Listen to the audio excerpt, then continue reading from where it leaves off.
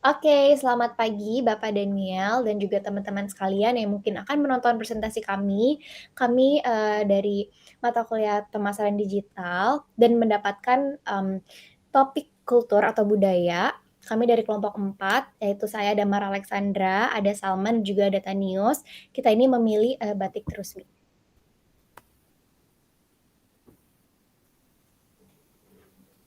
Kemudian ada warisan budaya Indonesia. Batik adalah kain Indonesia bergambar yang pembuatannya secara khusus dengan menuliskan atau menerapkan malam pada kain itu. Kemudian pengolahannya diproses dengan cara tertentu yang memiliki kekhasan atau tekstur tersendiri. Sebagai keseluruhan teknik, teknologi, serta pengembangan motif dan budaya yang terkait.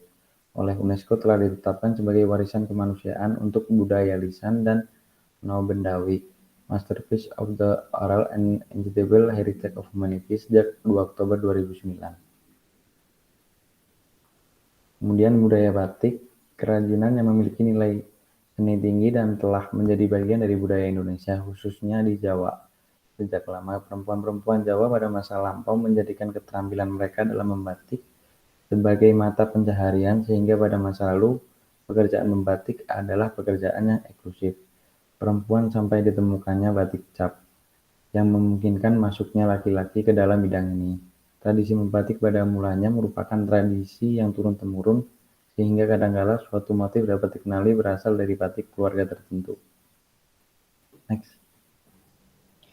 Iya, jadi tadi kan udah dijelasin ya, kalau misalkan batik itu tuh dulu tuh malah dipakai buat pakaian sehari-hari, bahkan pakaian eksklusif. Nah, tapi kalau budaya batik pada masa kini itu bisa dilihat itu tuh kita pakai batik cuman di acara-acara formal aja, misalkan, acara kondangan pernikahan, ada rapat lah, inilah, ada, di kantor, atau kewajiban misalkan anak-anak sekolah hari Jumat harus pakai batik, jadi itu menjadikan kewajiban aja gitu. Next. Nah, maka itu kita harus bangga berbudaya dengan gerakan 1 minggu pakai batik bersama, Batik Rusmi ini. Jadi kita tuh tetap melestarikan budaya Indonesia dengan menjadikan batik sebagai fashion icon Indonesia. Nih, jangan sampai orang-orang di luar negeri, Nelson Mandela, ada juga Park Go-bum, terus ada, band dari Korea yang malah gemar pakai batik dibandingin warga negara Indonesia sendiri. Kemudian batik Trusmi, batik khas Cirebon ini, brand ini telah dikenal oleh masyarakat sangat luas dan dipakai oleh para pejabat serta influencer atau artis terkenal. Batik Trusmi juga menjual berbagai macam pilihan produk seperti kain batik, busana pria, busana wanita, busana couple, premium collection, masker batik. Next. Lalu di sini ada misi utama dari BT Batik Trusmi, yaitu jadi BT Batik Trusmi itu tidak hanya sekedar profit oriented, tapi dia juga bertanggung jawab pada budaya dengan melestarikan seni batik atau kultural business mission. Lalu mereka itu memiliki prinsip BT Batik Trusmi itu menerapkan prinsip lebih baik di komplain harga daripada di komplain kualitas produk. Uh, Oleh karena prinsip tersebut, BT Batik Trusmi itu merealisasikannya dengan mempunyai 5 lapis quality control, di mana di mana setiap lapisnya itu akan menginspeksi secara ketat setiap checkpoint penting seperti bahan, pewarnaan, simetris, dan jahitannya. Produknya juga meliputi seperti yang slide sebelumnya itu, seperti busana batik pria, wanita, anak-anak, kain batik tradisional, ada kain batik tradisional dari bahan katun sampai sutra. Lalu di Batik Rusmi juga, dia itu selalu melakukan inovasi secara terus-menerus, baik terhadap produk maupun terhadap pelayanan, dan tercapainya kepuasan pelanggan. Nah, di sini ada tujuan dari kampanye 1 minggu pakai batik. Kita memiliki 4 tujuan. Yang pertama itu melestarikan budaya asli Indonesia sebagai warisan dunia dan sudah diakui oleh UNESCO. Lalu yang kedua itu memberikan tampilan berbeda, serta mengikuti arus perkembangan gaya berpakaian batik. Dan yang ketiga, mendorong batik menjadi identitas fashion Indonesia. Yang terakhir itu, batik tidak hanya diperuntukkan untuk acara formal atau resmi saja, karena batik bisa dipakai kapan saja atau digunakan kapan saja dengan model yang lebih simpel dan nyaman untuk sehari-hari, serta produknya juga beragam, seperti kaos, dress, daster, masker bermotif, dan sebagainya. Lalu di sini ada sasaran atau segmentasi demografi. Untuk umur atau usia itu dari remaja hingga dewasa. Lalu gender, pria maupun wanita, pendapatan atau penghasilan itu bisa dibeli oleh berbagai kalangan atau semua kalangan. Untuk jabatan itu semua jabatan bisa menggunakan produk ini tanpa terkecuali. Untuk generasi bisa semua generasi. Lalu ada strategi bauran pemasarannya, menggunakan media sosial Instagram sebagai alat pemasaran digital, lalu memiliki website sendiri dengan e-commerce, dan juga mereka menggunakan WhatsApp untuk memfasilitasi pelanggan melakukan pemesanan produk batik. Lalu di sini ada Key Performance Indicator atau KPI. Yang pertama itu ada pertumbuhan penjualan produk dibandingkan tahun sebelumnya dengan unit pengukuran persentase, targetnya itu 17,5%. Lalu yang kedua ada jumlah pengembangan atau penambahan produk baru, seperti variasi produk, corak batik, dan lain-lain. Unit pengukurannya itu angka dari target 3-5 produk. Lalu yang ketiga ada skor produktivitas karyawan dalam skala 1-5, di mana 5 itu sangat puas. Unit pengukurannya itu angka, targetnya itu 4,45. Lalu yang keempat ada pertumbuhan pelanggan dibanding tahun sebelumnya dengan unit pengukuran persentase sebesar 10%. Lalu yang kelima ada skor kepuasan pelanggan dalam skala 1-5, di mana 5 sangat puas dengan unit pengukuran angka, targetnya 4,5.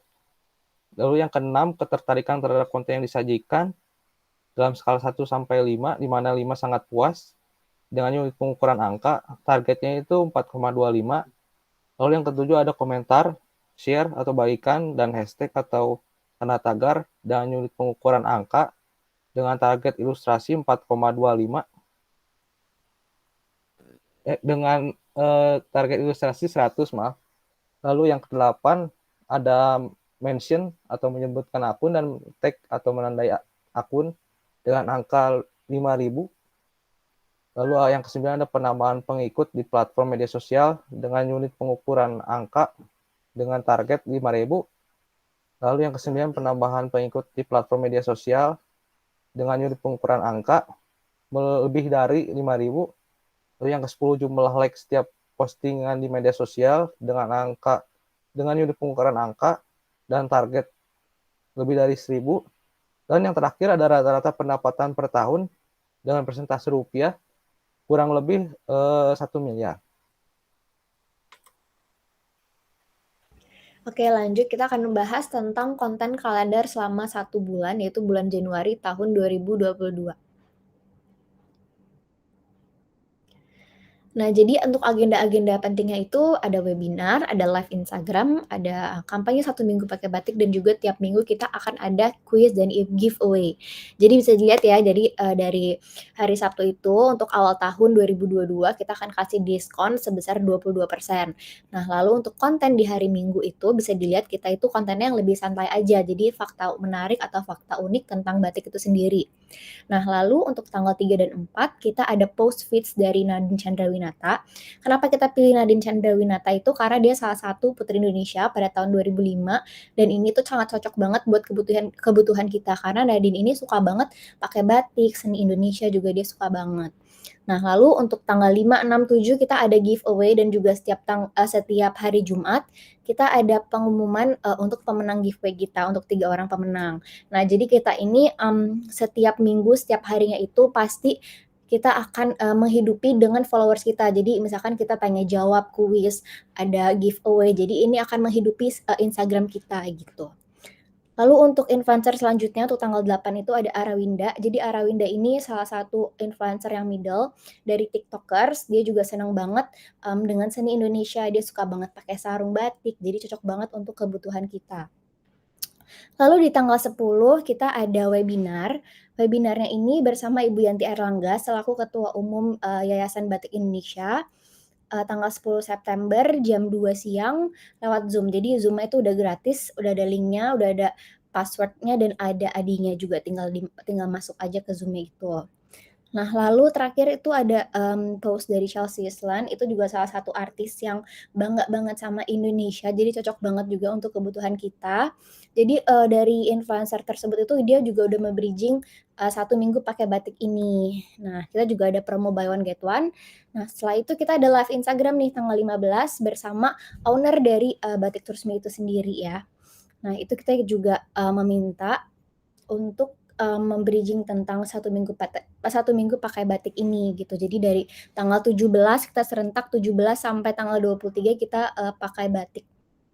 Nah, kenapa sih nggak 1 bulan pakai batik? Kenapa cuma 1 minggu? Nah, soalnya kalau misalkan 1 bulan itu dia terlalu lama ya, jadi kita pelan-pelan untuk mengajak masyarakat Indonesia pakai 1 minggu dulu pakai batik. Nanti lama-lama kan pasti, suka tuh, lama-lama 1 bulan, gitu. Nah, lalu untuk tanggal, di akhir bulan ini, tanggal 24, 25 sampai selesai itu kita akan testimoni nih dari orang-orang yang udah mengikuti kampanye kita selama 1 minggu pakai batik itu gimana nih rasanya, gitu. Dan kita juga akan, memberikan, diskon juga 50% dan banyak-banyak voucher untuk, kita berikan kepada followers kita yang udah mengikuti kampanye kita.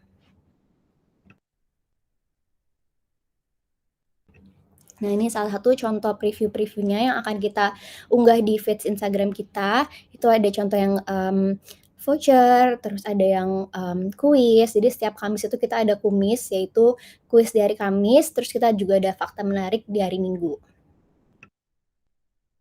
Nah, ini ada giveaway, juga ada kuis, ada giveaway winners-nya yang tadi kita sudah sampaikan di setiap hari Jumat.